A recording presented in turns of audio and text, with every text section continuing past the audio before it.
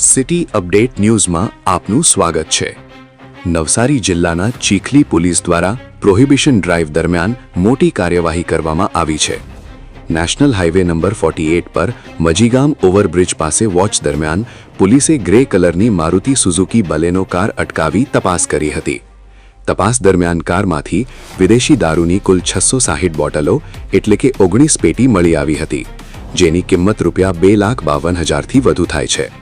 આ સાથે કાર અને મોબાઈલ સહિત કુલ રૂપિયા 5,57,000થી વધુનો મુદ્દામાલ જપ્ત કરવામાં આવ્યો છે।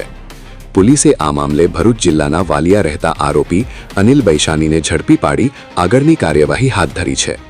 ચીખલી પોલીસની આ કામગીરીને લઈને જિલ્લામાં ચકચાર મચી ગઈ છે।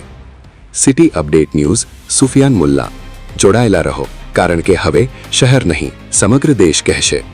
આ છે સિટી અપડેટ ન્યૂઝ।